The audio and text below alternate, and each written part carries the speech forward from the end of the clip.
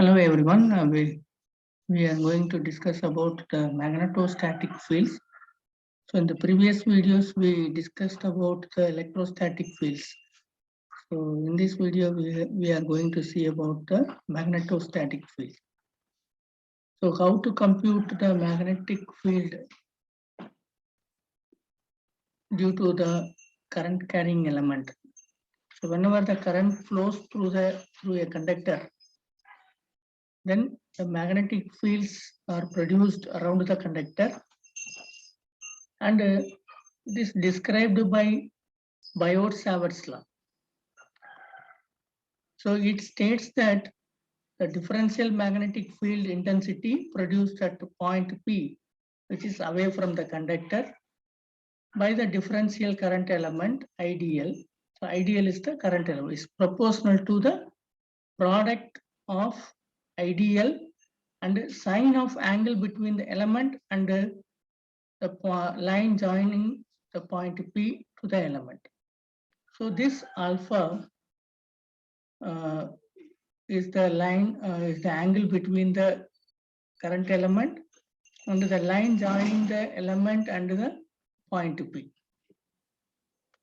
So this magnetic field is proportional to the current element and the sine alpha, and inversely proportional to the square of the distance between them.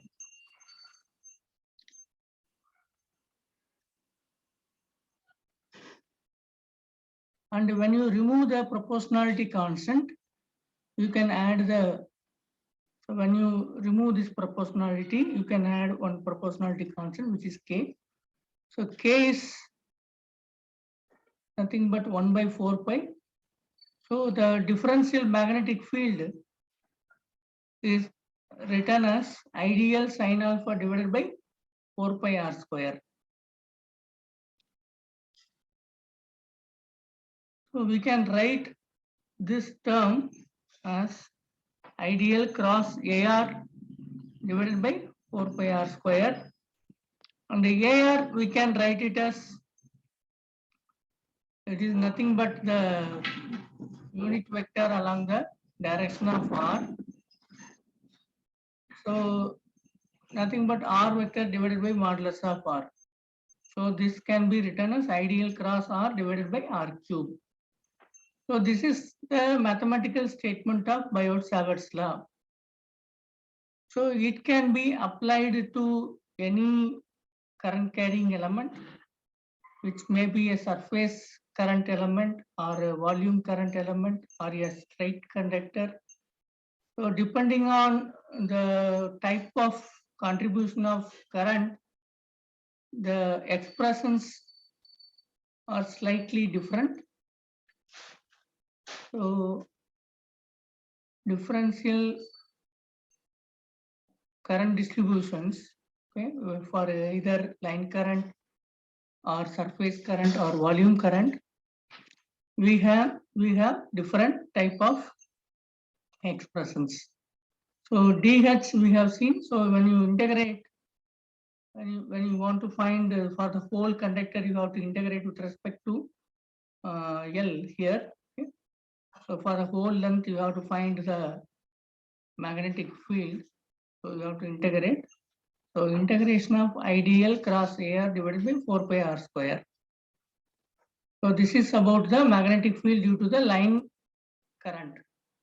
If it is surface current, suppose a sheet of a metal sheet which carries a current of current density K, then this is the expression. We have to replace this ideal by K into ds, because we are considering now the surface charge, surface current. Similarly, if you consider a volume current, then similar the expression is J into dV. So here it is a double integration because it is ds, integration of ds. Here you have triple integration because it's volume current.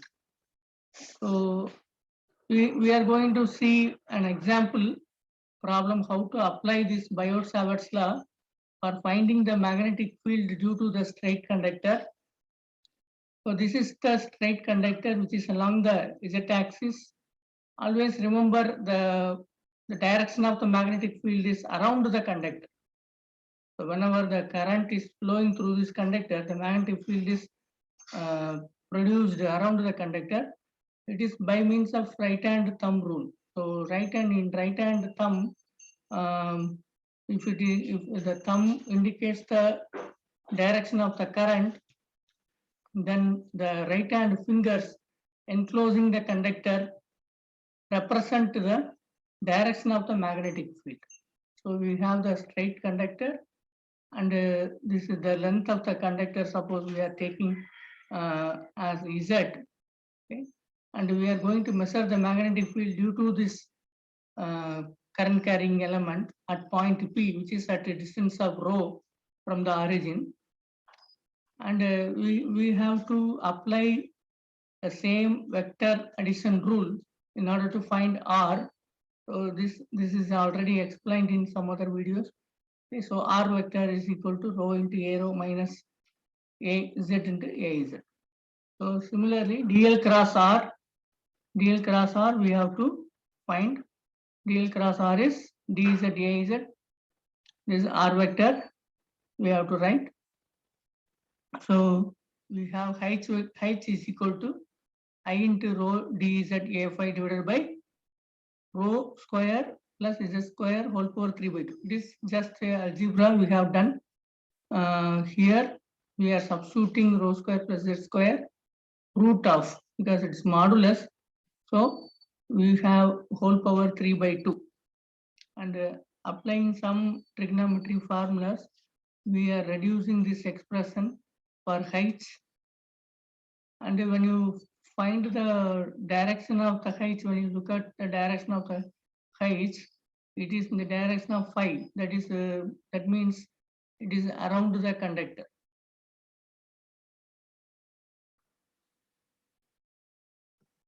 So after doing the integration, we are getting the magnetic field due to the straight conductor. So just we have a replacement of variable from DL to D alpha. Accordingly, we have varied the other parameters in terms of alpha, and we have integrated. And this is the final expression. H is equal to 4I by 4 pi rho cos alpha 2 minus cos alpha 1 into A5, which represent A5 represent the direction of the magnetic field. Suppose if the conductor is semi-infinite, that means this point A is somewhat at 0, 0, 0, and B is at 0, 0, infinity. So in that case, the alpha 1, alpha 2 values are changing. Alpha 1 is around 90 and alpha 2 is equal to 0, since it is in the infinite distance in the z-axis. Then you have cos alpha 2 cos 0 here, therefore 1 cos 90 0. So the expression becomes h is equal to I by 4 pi rho into A5. So this is for a semi-infinite case of conductor which carries a current of I. So this is the static magnetic field produced around the conductor.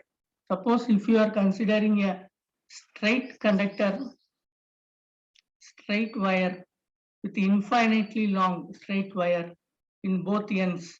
So the point A is at 0, 0, minus infinity, and the point B is at 0, 0, infinity. So we have here I by 4 pi rho A5. So you have, when you substitute this alpha 1, alpha 2 as 0, then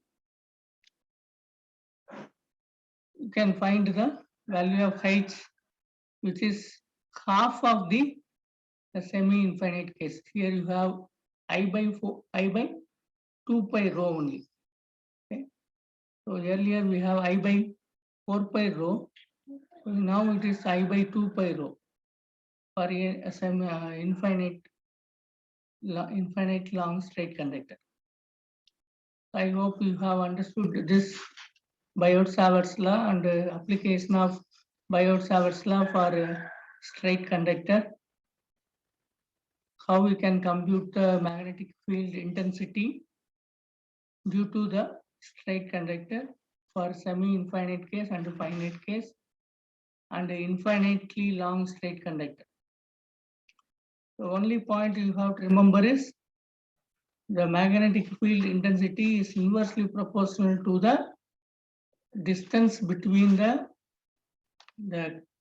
current carrying element and the point at which you are measuring the field. It is inversely proportional and the direction of the field is around the conductor. So magnetic field is always closing themselves. Okay? So it is forming circular loops around the conductor. Okay, thank you.